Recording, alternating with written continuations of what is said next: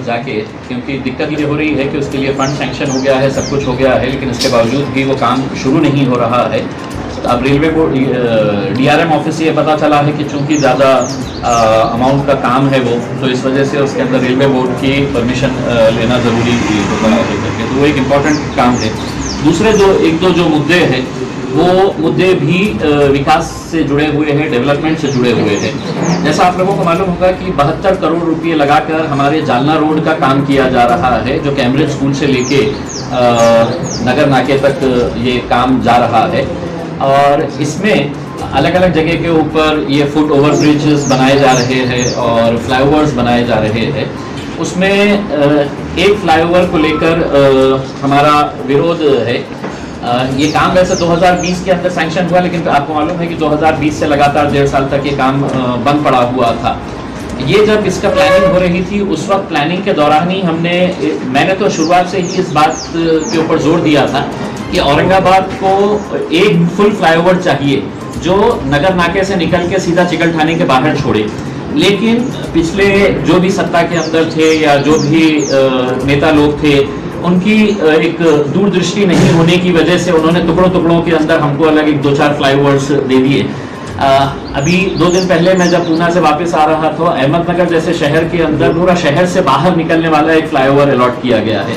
नासिक के अंदर सेम वैसा ही है। हैदराबाद के अंदर 19 किलोमीटर का फ्लाईओवर है, और हमको जब फ्लाईओवर दिया जाता है तो टुकड़ों के अंदर दिया जाता है, जबकि होना ये चाहिए था कि हमको भी एक फुल फ्लाईओवर देना चाहिए।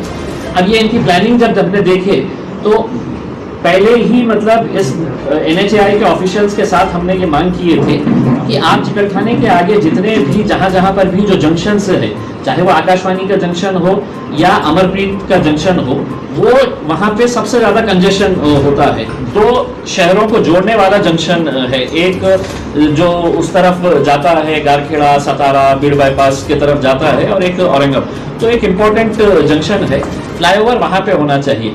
लेकिन उस वक्त तैयार होने के बावजूद न जाने क्या ऐसी बात आई थी कि मतलब ये फ्लाईओवर एयरपोर्ट के सामने शिफ्ट कर दिया गया है।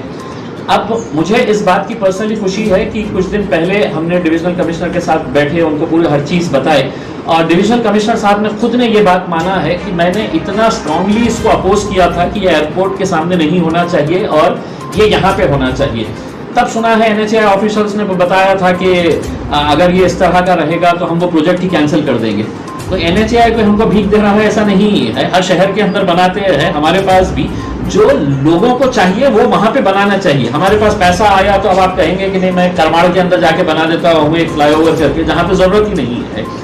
तो इस ताल्लुक से हमने NHAI के साथ 2 मीटिंग्स अभी पिछले 8 दिनों के अंदर हमने लिए हैं, और उनको ये बात कहा है कि एयरपोर्ट के सामने का जो फ्लाईओवर है उसका काम अभी शुरू नहीं हुआ है।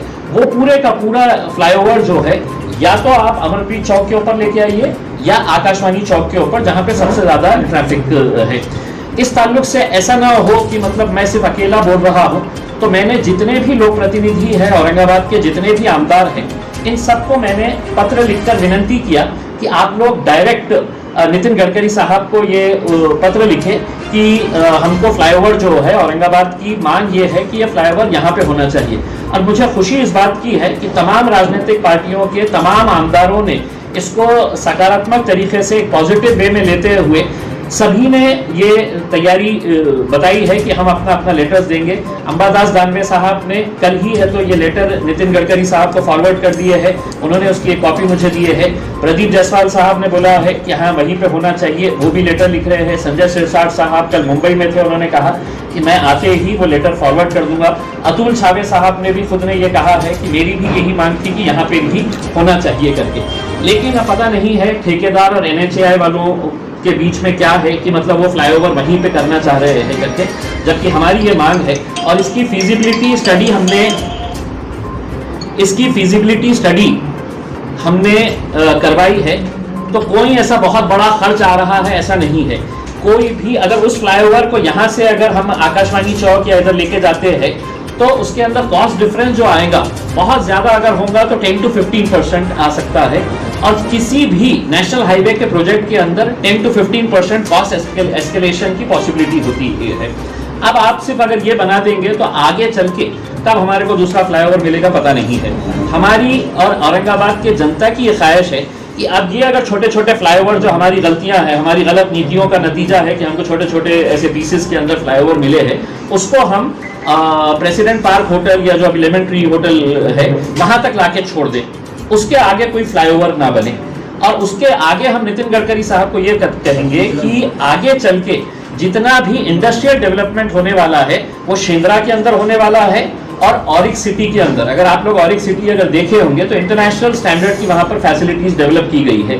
तो हम चाहेंगे कि नितिन गडकरी साहब 1 साल के अंदर नहीं, आप 1.5 साल के बाद दीजिए, हमारे को 2 साल के बाद दीजिएगा, लेकिन एक फ्लाईओवर जो लेमन ट्री होटल जो पुरानी प्रेसिडेंट पार्क होटल थी वहां से निकाल के उसको डायरेक्ट है तो चिकलठाने के बाहर एक पीस के अंदर वो अगर फ्लाईओवर अगर हमको मिल जाता है तो बहुत बड़ा मतलब मेरे हिसाब से एक डेवलपमेंट का एक अच्छे तरीके से काम हो सकेगा। तो इस ताल्लुक से तमाम राजनीतिक पार्टी के जितने भी पदाधिकारी है और अधिकारी भी है, जिसके अंदर डिविजनल कमिश्नर साहब शामिल है, वो सब ने है तो इसके लिए रजामंदी जाहिर की है। लेकिन कॉन्ट्रैक्टर चूंकि है तो ये है कि हमारे को ऑलरेडी कॉन्ट्रैक्ट मिल चुका है, अब हमको काम स्टार्ट करना है, तो हम उनको अच्छे तरीके से ये बता रहे हैं कि औरंगाबाद को वहाँ पर फ्लाईओवर नहीं चाहिए, जहाँ चाहिए आपको वहाँ पर बनाना है करके।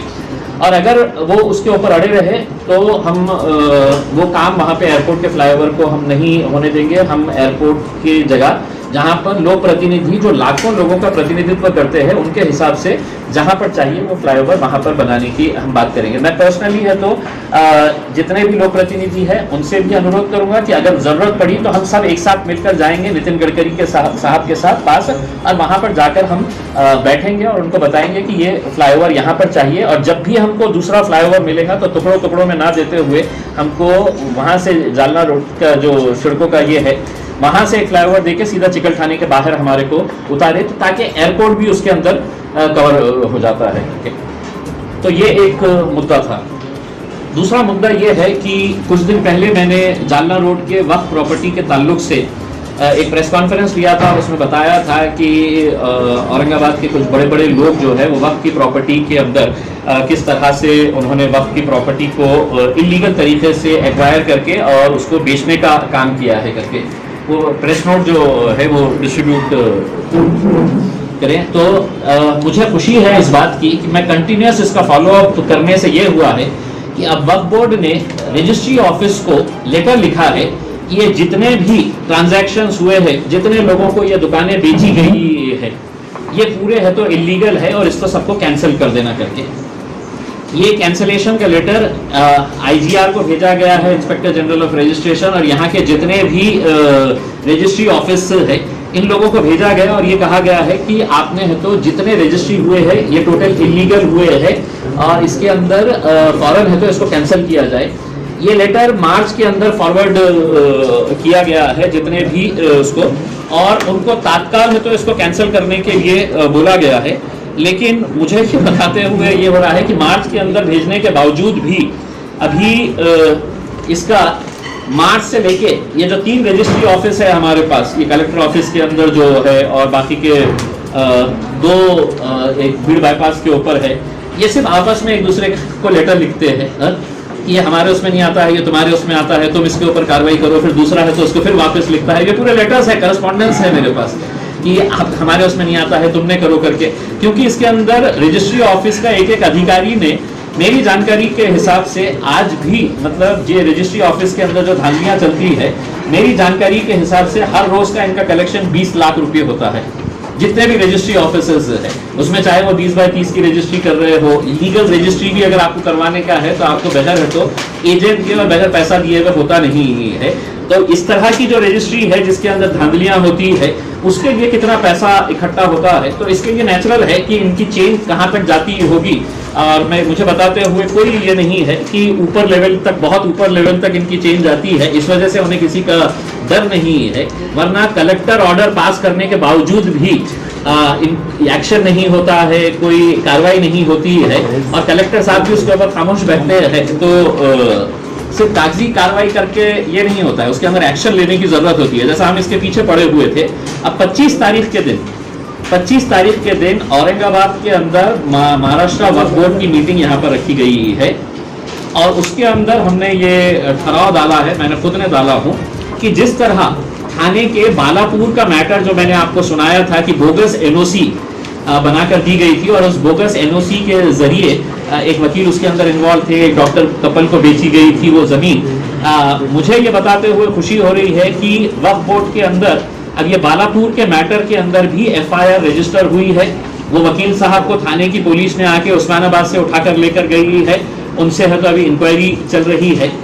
जिस बुनियाद के ऊपर इन्होंने ये एफआईआर रजिस्टर किया है, बालापुर का जो एफआईआर रजिस्टर किया है, उसमें जो एफआईआर के अंदर वक्फ बोर्ड के ही ऑफिसर ने एफआईआर रजिस्टर किया है, उसमें लिखा है वक्फ अधिनियम 1995 चे कलम 51 नुसार वक्फ मालमत्तेची आणि विशेषतः स्थावर मालमत्तेबाबत भाडेपट्टा किंवा इतर प्रकारे हस्तांतर हे बेकायदेशीर आहे, त्याकरिता वक्फ मंडळाची परवानगी घेणे बंधनकारक आहे।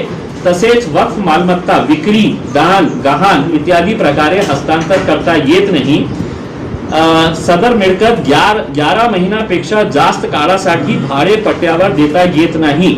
वक्फ मालमत्ता हस्तांतर करण्याबाबत कायद्याने कायमचे प्रावधान केलेले आहे। ये एफआईआर रजिस्टर किया गया है और एफआईआर के अंदर अब जो नया कानून आया है, जो बेचने वाला है उसके ऊपर एफआईआर रजिस्टर होगी और जो खरीदने वाला है उसके ऊपर भी एफआईआर रजिस्टर होगी कि आपने वक्फ की प्रॉपर्टी खरीदे है।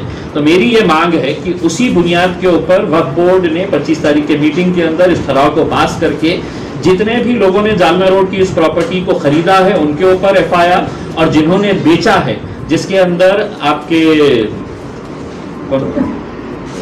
वो सबसे पहले जो मुतवल्ली साहब है जिन्होंने ये समझा कि मेरी जागीर है ये मैं बेच दूंगा करके वो, और 3 जो धन्ना सेठ है जिसके अंदर राजू तनवानी साहब है, उसमें नहीं बाफना साहब है और क्या नाम था तापड़िया, जुगल किशोर तापड़िया, ये तीनों के ऊपर भी रजिस्टर होना चाहिए एफआईआर। मैं पुलिस डिपार्टमेंट से अनुरोध करूंगा कि डीसीपी साहब ने इन लोगों को बुलाए हैं, इन लोगों से पूछताछ किए हैं, लेकिन ये तीनों ने है तो जितने भी लोगों को बोला है यही बताया है कि होता नहीं है, कुछ आराम से निकाल लेंगे करके उसमें हम इसी बुनियाद के ऊपर ये एफआईआर रजिस्टर करवाने की हम चाह रहे हैं, जो बालापुर के अंदर आपने लिखित तौर के ऊपर ये दिया है। तो ये 1-2-3 मुद्दे हैं। मैं चाहूंगा कि औरंगाबाद की जनता अब खामोश बैठ के फ्लाईओवर वहां पे बन रहा है तो बनने दो, मेरा क्या जाने वाला है करके, जब तक हम आगे नहीं आएंगे, लोग आगे नहीं आएंगे, तो हमारे को वैसा ही होना जैसा प्रिंट रॉवेल के अंदर हमारा फ्लाईओवर जो है वो क्रांति चौक की तरफ जाना चाहिए था।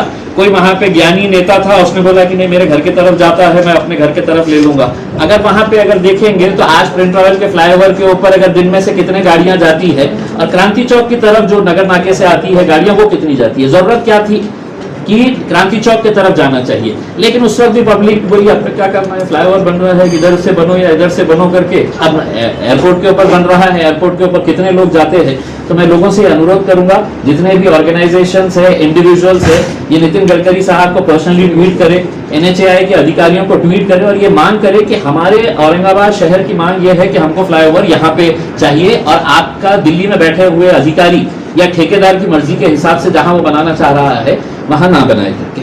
तो ये 1-2 मुद्दे थे। इसके अलावा अगर आप लोगों के कुछ रजिस्ट्री जो है पूरे महाराष्ट्र की जो कैंसिल होने वाली अंदाजे कितनी हो सकती है?